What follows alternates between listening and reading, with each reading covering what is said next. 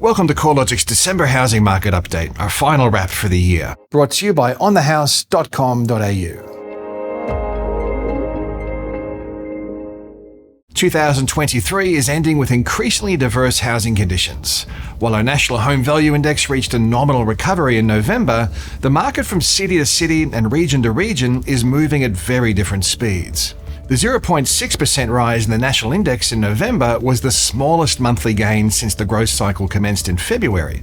However, it was enough to push the index to new record highs. Following a 7.5% drop in values between the April 2022 peak and January 2023 trough, we've seen an 8.3% rise in values through to the end of November. Overall, it took 9 months for the market to find a floor through the downturn and 10 months to recover the losses, providing a V-shaped recovery in national home values.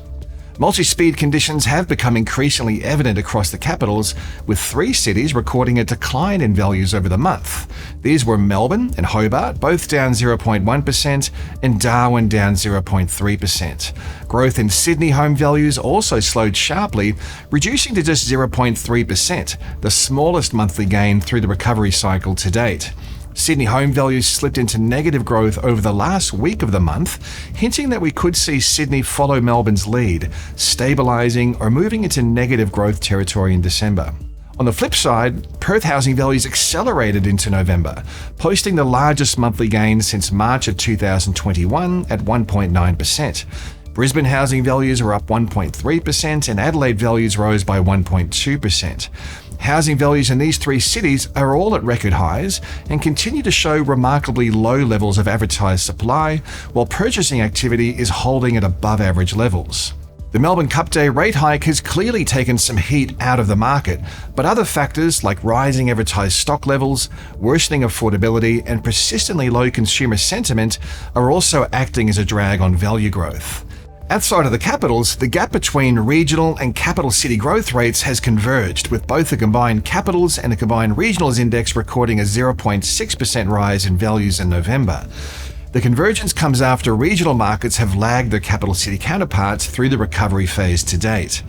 While housing values across both of these broad regions found a floor in January, the combined capitals index has since increased by more than double the combined regionals index, up 9.6% and 4.3% respectively to the end of November. The rise in advertised stock levels has played a key role in slowing housing market conditions in some cities.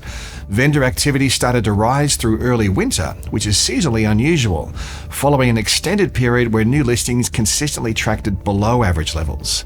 The persistent lift in selling activity since June has coincided with slower growth in home values. Total stock levels have been rising since July, indicating that purchasing demand isn't quite keeping pace with the rise in vendor activity. Over the 4 weeks ending November 26th, advertised stock levels were above the previous 5-year average in Hobart, Canberra, Melbourne, and Sydney. In these cities, market conditions are now in favour of buyers, as higher stock levels provide more choice, less urgency, and greater opportunities to negotiate. The same can't be said for Perth, Brisbane, and Adelaide, where advertised stock levels remain remarkably low. Perth listings are nearly 40% below their 5-year average for this time of the year, while listings are more than 30% below average in Brisbane and Adelaide. Unsurprisingly, these cities are continuing to show a consistently high rate of growth amid strong selling conditions. Brisbane remains one of the strongest capital city housing markets, with dwelling values rising consistently at more than 1% month-on-month since May. The market recovered in October from an 8.9% drop in values through the downturn, with the latest November update taking the cumulative growth trend since January's trough to 12.2%.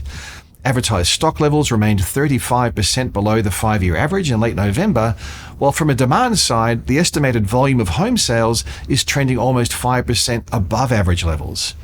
House values are showing a slightly stronger rate of appreciation through the upswing, rising 12.5% since the market bottomed out, compared with an 11.3% rise in unit values. It's looking increasingly clear the housing market is moving through a new inflection point, with the rate of growth in home values becoming more diverse, but generally weakening. The upswing in housing values since February has been relatively thinly traded, and it's occurred against a backdrop of low inventory. As advertised stock levels rise to above average levels in some cities, the housing upswing has lost momentum. Downside risk factors have become more pronounced, including an expectation that interest rates could remain higher for longer, worsening affordability challenges, and deeply pessimistic levels of consumer sentiment that look to be entrenched. The monthly inflation indicator for October came in much lower than expected, which may help to allay fears of further rate hikes and lift consumer spirits a little, but it's unlikely we'll see a material lift in housing activity until interest rates reduce, and that isn't likely until the second half of next year. Adding further downside risk to housing activity is a worsening in housing affordability, with a deterioration across every affordability metric through 2023 to date. The median dwelling value to income ratio rose to 7.5. The portion of household income required to service a new mortgage is close to record highs at 46.2%. It now takes an average of 10 years to save a 20% deposit, and the portion of household income dedicated to rental payments has risen to 31%. 2024 is shaping up to be a very different housing market, with expectations that value growth will be lower and more diverse from region to region and across the housing types. A few trends to watch for next year. Firstly, expect to see a more focused effort on delivering housing supply to the Australian housing market. A burgeoning housing undersupply is widely acknowledged by government, by policymakers and industry as a critical issue. Unfortunately, dwelling approvals are still holding well below average levels in 2023, and it's likely new housing starts will also remain low, despite the national objective of delivering 1.2 million well-located homes by 2029. While capacity constraints across the residential construction sector are starting to ease, profit margins remain compressed. Delivering a material lift in housing supply next year is going to be a real challenge. Another trend to watch for is a loosening in rental conditions. It's likely we're moving through a peak in net overseas migration, but other factors should see vacancy rates rising off record lows and rental growth slowing further, including a gradual normalization in household size, reduced rental demand as home builder completions flow through, and build-to-rent developments should also help to gradually add to rental supply. However, we aren't likely to see a material increase in build-to-rent supply until at least 2025. We're also likely to see growth in housing values become more diverse, both geographically and across the housing types. We're already seeing a trend towards a stabilization or even softening in capital growth rates across some cities, and overall we expect next year to be softer relative to 2023. WA and Queensland look well placed to outperform the rest of the country given solid interstate migration rates, low supply, and less affordability challenges relative to Sydney and Melbourne. Unit values are also positioned to outperform relative to houses given the cheaper price points and burgeoning undersupply across the medium to high density sector.